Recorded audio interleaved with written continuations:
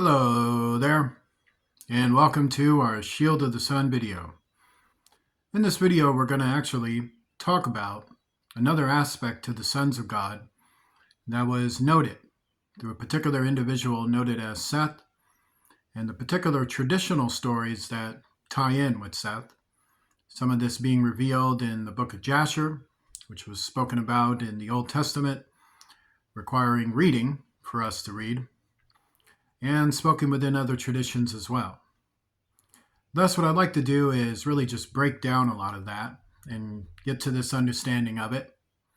So among the sons of God, there were a group of them that were noted as knights.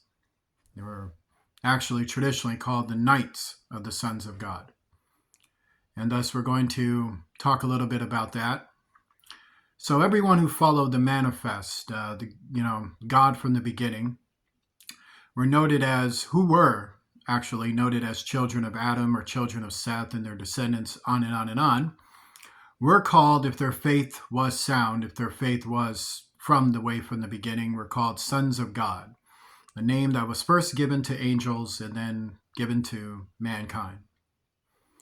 And among these sons of God, there were certain men and women that were chosen to be knights, particular protectors of their realms, their people, and the young ones who basically lived in their homes and communities and families. Now, was this something of a reality that Genesis can present to us to maybe back up the tradition for which I'll finish in this video? Well, let's look at the person for whom created another family, for which provoked this understanding that certain protectors had to rise up among the children of Adam, among the children of Seth, in order to protect themselves in the first place. So let's look into this. So this is Genesis chapter 4. This is starting in verse 5. But unto Cain and to his offering he had not respect. And Cain was very wroth, and his continuance fell. And the Lord said unto Cain, Why art thou wroth? And why is thou continuance fallen? If thou doest well, shalt thou not be accepted. If thou doest not well, sin lieth at the door, and unto thee shall be his desire, and thou shalt rule over him. And Cain talked with Abel his brother, meaning he didn't listen. And it came to pass when they were in the field that Cain rose up against Abel his brother and slew him.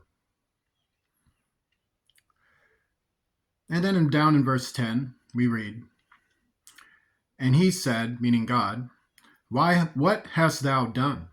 The voice of thy brother's blood crieth unto me from the ground. And now art thou cursed from the earth, which hath opened her mouth to receive thy brother's blood from thy hand.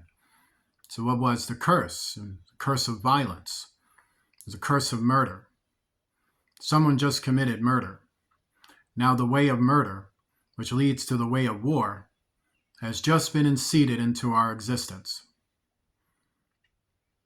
And Cain said unto the Lord, My punishment is greater than I can bear. Behold, thou hast driven me out this day from the face of the earth, and from thy face shall I be hid. I shall be a fugitive and a vagabond in the earth, and it shall come to pass that every one that findeth me shall slay me. And then this is when God put a mark upon Cain, promising, Vengeance shall be taken on him sevenfold for those who take the ways of Cain. And Cain went out from the presence of the Lord. So as you know, he went on to build a city. He had a family, had all of that. So what was Cain's family like? Well, the Bible presents in the same chapter 4 a funeral that's taking place among the family of Cain, and this is where we read about it in verse 23. And Lamech said unto his wives, Adah and Zahallah, Hear my voice, ye wives of Lamech, hearken unto my speech. So he had two wives. For I have slain a man to my wounding, and a young man to my hurt. So he was telling his two wives, hey, I killed a couple people. You good with that? If you're not good with that, well, here's the thing about it. If Cain shall be avenged sevenfold, truly Lamech 70 and sevenfold. And it was believed traditionally that he killed Cain and Tubal-Cain, that this was Cain and Tubal-Cain's funeral, and Lamech was presiding over it, and he was the guy that killed them both.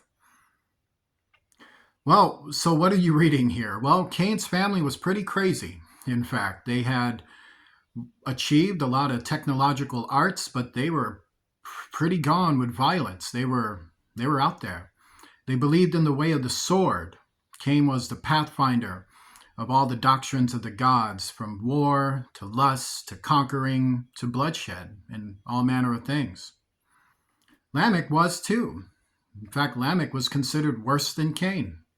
Bragged about it at Cain's own funeral. So then we read this. And Adam knew his wife again, and she bare a son, called his name Seth. For God said, She hath appointed me another seed instead of Abel, whom Cain slew.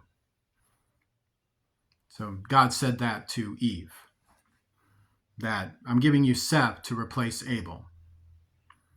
And to Seth, to him also, there was born a son, and he called his name Enos. And this was later on when Seth became of age. And then during the adulthood life of Seth, this is what we read. Then began men to call upon the name of the Lord. So to understand the term men, it had a different type of meaning in the old world and in the early chapters of Genesis. So God's children, though, were male and female. They were specifically dubbed sons of God, and we covered what that meaning is. Cain's family wasn't raised to believe in God. They were raised to believe in themselves. They were raised to believe in the strength of their own hands, the opinions of their own minds. The will of self became the will of men. And thus they were just simply called men, or men of this world. That's why you hear that terminology, daughters of men, because it's referring to a specific group, a specific family. So Cain's family, or Cain's people, they were simply known as those men, or men. That is to say, those who live without God, meaning they have no faith in him. So by having no faith in him, what do they believe in? Well, we see all the manner of examples for which they did believe in. So they believed in violence, they believed in their arts, they believed in force. But you notice this interesting thing about these men. Something happened with these men. What we read about with these men is, and to Seth, to him also there was born a son. He called his name Enos. Then men began men to call upon the name of the Lord. So how did Cain's family start calling upon the name of the Lord? How do you get violent men to do that? Or how do you get them to, come to grips with that? That means there must have been a conflict. That means there must have been an intrigue. There must have been a war. And there must have been some event that took place, if not a series of events, which led to that family having enough respect to hear the persons of God and the children of Adam and adhere to what they're hearing. Something must have happened. It's not to say religion was forced on them, but it is to say they had a way of life for which they were trying to force on the children of God. And the children of God had to adapt methods to protect themselves, and that protection, that bravery, that courage they showed in the midst of such violence and fury inspired other men to want to learn more about the faith those men had, to face down men like them.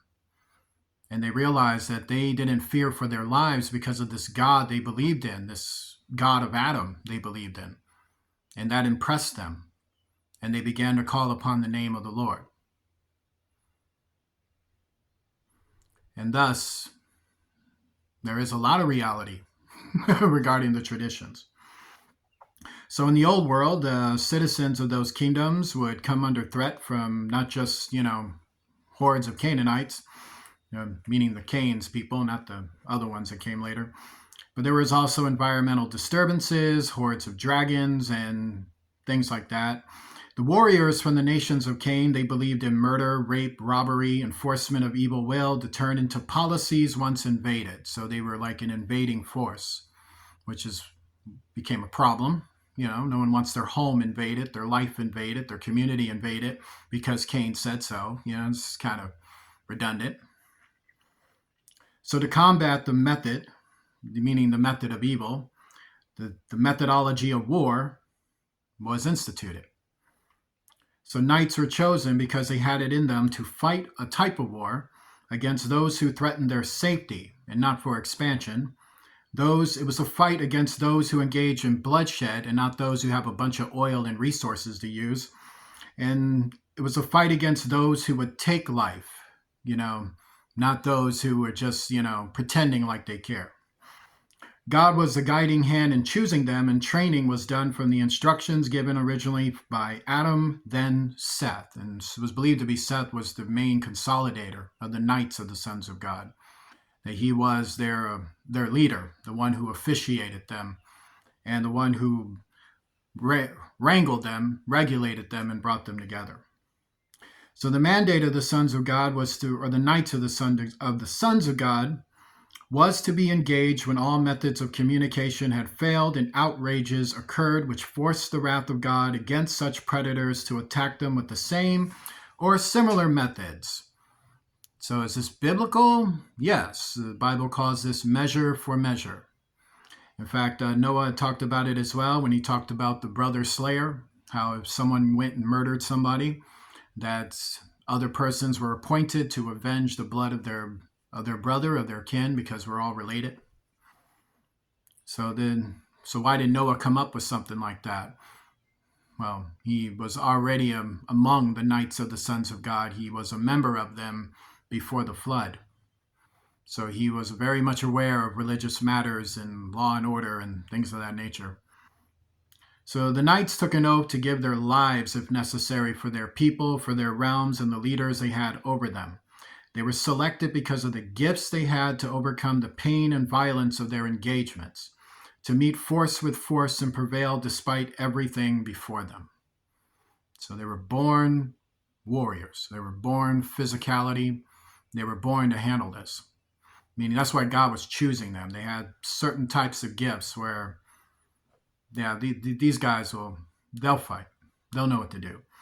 And it wasn't just about fighting. It was really about the ability to control your fears, control your emotions, overcome the fear of death. It was really about showing forth why you fight, why you're at war, what is the circumstances of it, to reach people on a level to get them to stop fighting with you. So it's really a war about ending violence, ending outrages, and not having some kind of thing where we want freedom and lands, that wasn't the intentions of it.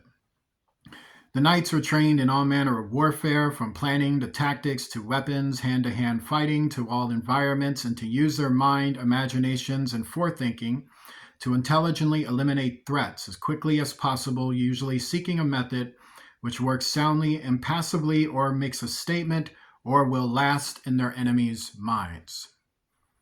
So they were a particular group. They were particularly noted for coming up with very clever ways of fighting. It wasn't always just about physicality. Many times it was psychological. Many times it was finding ways to end a conflict before a conflict started, or to snuff out a conflict the moment it does start. So it was really about reinforcement. And if nothing else worked, then there was all-out engagement.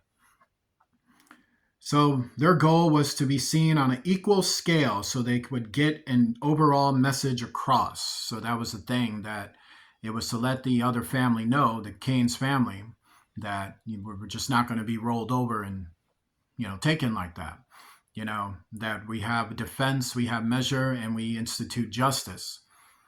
And thus, that is something that an entire population which would believe there's no God, and there's no nothing like that, wouldn't believe there's God's wrath, there's God's vengeance, there's God's indifference, there's a law, what? So it's an awakening knowledge to them just as much as it is for everyone else involved. So what was really resulted was that men began to call upon the name of the Lord. This is what the avenue of the fight and its goal was, to get them to see reality. And thus, Seth had actually pulled that off. He actually, through what he did and by what he established, he solidified the children of Adam and the children of Seth to be kingdoms that would last on this earth until the flood, and that their descendants would be established until the flood.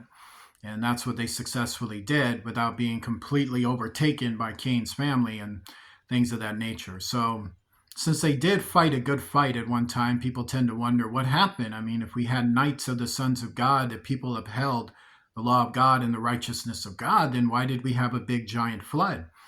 Because those same knights, eventually down the road, as they expanded, they became bigger, their descendants, they had children, and they had kingdoms and kingdoms and kingdoms.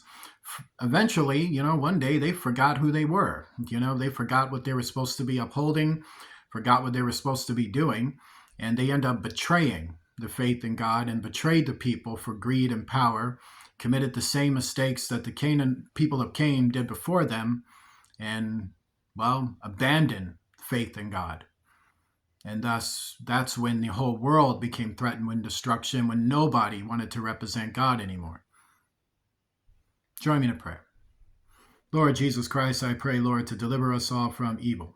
I do pray, Lord, for justice, fairness, and mercy to come upon this society, to deliver the children of God from all their enemies, and to help their enemies to be turned over to the faith in God, to please forgive them and help them to see reality about themselves in heaven and hell. In Jesus Christ's name, amen. If you'd like to donate to Shield of the Sun, please do so at Cash App. You're going to donate to $ Shield of the Sun, spelled in small case letters closed together. I want to say God bless you. I will see you soon.